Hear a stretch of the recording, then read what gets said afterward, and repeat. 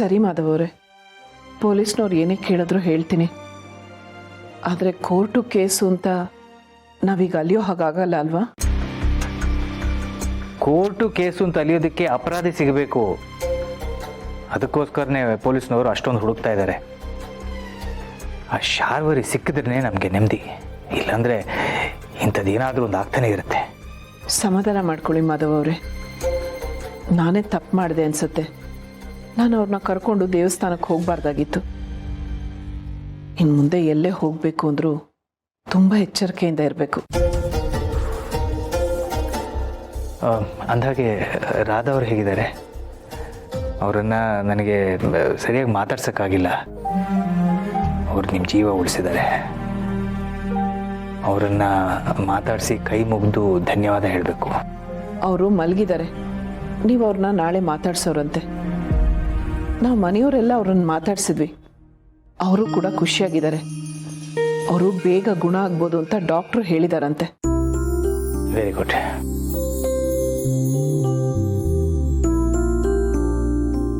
ಹೌದು, ಪೂರ್ಣಿ ರಾಧಾ ಅವರ ಕೆಲವು ಒಡವೆಗಳನ್ನ ಎತ್ತಿಡೋದಕ್ಕೆ ಅಂತ ಕೊಟ್ಟಿದ್ಲು.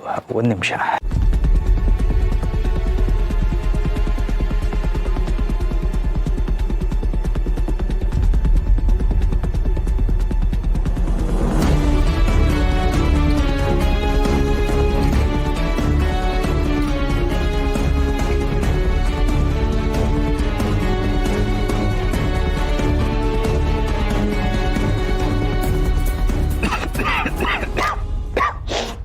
ಒಂದು ನಿಮಿಷ, ನೀರು ತರ್ತೀನಿ.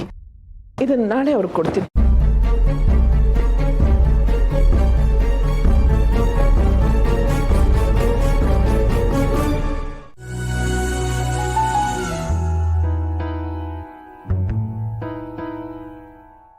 Good morning.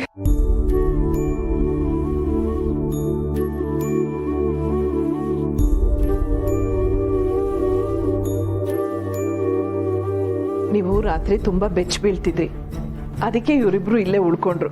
ಈಗ ಇವರು ನೆಪ್ಸಿದ್ರೆ ರೂಮ್ಗೆ ಹೋಗಿ ಸ್ವಲ್ಪ ಹೊತ್ತು ಆರಾಮಾಗಿ ಮಲಗ್ತಾರೆ. ಎಬ್ಬಿಸ್ಲಾ?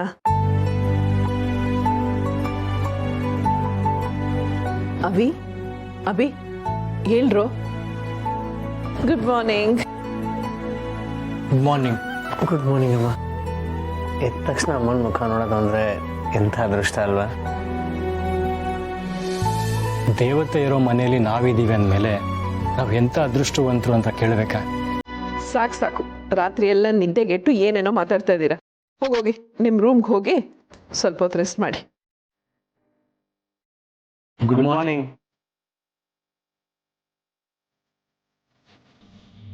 ಅಮ್ಮ. ನಮಗಂತೂ ನಿಮ್ಮನ್ನು ಬಿಟ್ಟು ಹೋಗೋ ಮನಸ್ಸೇ ಇಲ್ಲ. ಹೌದಮ್ಮ, ಇಷ್ಟೆಲ್ಲ ಆದಮೇಲೆ ಯಾವಾಗಲೂ ನಿಮ್ಮ ಜೊತೆ ಕಾವಲಾಗಿರ್ಬೇಕು ಅನ್ಸುತ್ತೆ. ನಾನೇ ಎಲ್ರಿಗೂ ಹೇಳ್ತಿದ್ದೆ ತುಂಬ ಹುಷಾರಾಗಿರ್ಬೇಕು ಅಂತ. ಆದ್ರೆ ನಾನೇ ಸ್ವಲ್ಪ ಎಚ್ಚರ ತಪ್ಪದೆ ಅನ್ಸುತ್ತೆ.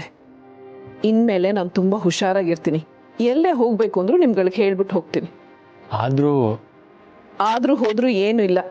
ಈಗ ಹೋಗಿ ರೆಸ್ಟ್ ಮಾಡಿ, ಆಮೇಲೆ ಫ್ರೆಶ್ ಅಪ್ ಆಗಿ. ನೀವೆಲ್ಲರೂ ಇರುವಾಗ ನನಗೆ ಯಾರು ಏನು ಮಾಡೋಕ್ಕಾಗಲ್ಲ. ನನ್ನ ಜೀವ ತೆಗೆಯೋದು ಅಷ್ಟು ಸುಲಭ ಅಲ್ಲ. ಯಾಕೆಂದ್ರೆ ನನ್ನ ಜೀವ ನನ್ನ ಹತ್ರ ಇಲ್ಲ, ನಿಮ್ಮೆಲ್ಲರ ಹತ್ರ ಇದೆ.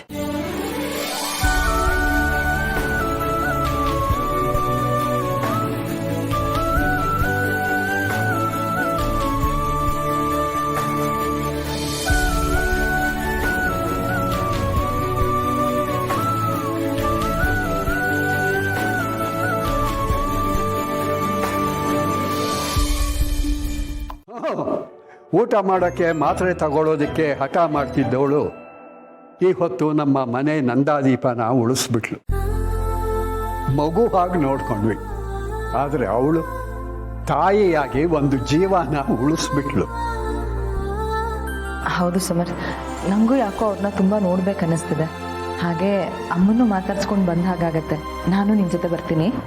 ಈಗ ಬೇಡ ಸಿರಿ, ಒಂದೆರಡು ದಿನ ರೆಸ್ಟ್ ಮಾಡಲಿ, ಆಮೇಲೆ ಹೋದ್ರಾಯ್ತು. ಹೌದಮ್ಮ, ನಾಳಿದ್ರಲ್ಲಿ ನಾವೆಲ್ಲ ಹೋಗೋಣ. ಆಕೆನೋ ಸ್ವಲ್ಪ ಚೇತರಿಸ್ಕೊಳ್ಳಿ. ಸರಿ ತಾತ, ನನ್ನ ಟೈಮ್ ಆಯಿತು, ಸ್ವಲ್ಪ ಕೆಲಸ ಇದೆ. ಒಂದು ನಿಮಿಷ. ಯಾಕೆ ತಾತ, ಅವ್ರಿಗೇನಾದ್ರು ಕೊಡೋಕೆ ನೀವೇ ತಂದ್ರ? ಹಾಗಂತಲ್ಲ ಕಣೋ, ಅವಳಿಗೆ ಚಿತ್ರ ಬರೆಯೋದ್ರಲ್ಲಿ ತುಂಬ ಆಸಕ್ತಿ. ಅದಕ್ಕೋಸ್ಕರ ಅವಳಿಗೆ ಪೆನ್ಸಿಲ್ಲು, ಪೇಪರು ಎಲ್ಲ ತಗೊಂಡು ಬಂದಿದ್ದೆ. ಹೋಗಮ್ಮ ಸೊಗರಾಣಿ, ಹೋಗಿ ತಗೊಂಡು ಬಂದ್ಕೊಡು. ಆ ರಾಧಾ, ಗುಪ್ತಗಾಮಿನಿ, ಮೌನೇಶ್ವರಿ ಭಾಳ ಚೆನ್ನಾಗಿ ಚಿತ್ರ ಬರೀತಾಳೆ. ಅವಳು ಬರೆಯೋ ಎಲ್ಲ ಚಿತ್ರಗಳನ್ನು ಫ್ರೇಮ್ ಹಾಕಿಸಿ ಗೋಡೆಯಲ್ಲೆಲ್ಲ ಹಾಕ್ಕೋಬೋದು. ಸರಿ, ಹಾಕಿದ್ರಾಯ್ತು. ಈಗ ನಿಮ್ದೆಲ್ಲ ಮುಗ್ದಿದ್ರೆ ನಾನು ಹೊರಡ್ಬೇಕು. ಹೊರಡಕ್ ಬಿಡ್ತೀರಾ? ಸರಿ ಹೊರಡು. ಹೋದ ತಕ್ಷಣ ಅಮ್ಮಂಗೆ ಹೇಳಿ ಫೋನ್ ಮಾಡಿಸು. ಸರಿ ಆಯ್ತು, ಬರ್ತೇನೆ. ಅವತ್ತು ನಾವು ಬೇಡ್ಕೊಂಡಿದ್ದ ಬೇಡಿಕೆಗೆಲ್ಲ ಫಲ ಸಿಕ್ತು ತಾತ. ಆ ದೇವರು ತನ್ನ ಸನ್ನಿಧಾನದಲ್ಲೇ ತಾನು ಇದ್ದೀನಿ ಅಂತ ತೋರಿಸ್ಬಿಟ್ಟ. ಅದೇನೋ ನಿಜಮ್ಮ. ದೇವರು ನೇರವಾಗಿ ಬರೋಕ್ಕಾಗದೆ ಹೋದರೂ ಕೂಡ ಯಾವುದೋ ಒಂದು ರೂಪದಲ್ಲಿ ಬಂದು ಸಹಾಯ ಮಾಡ್ತಾನೆ.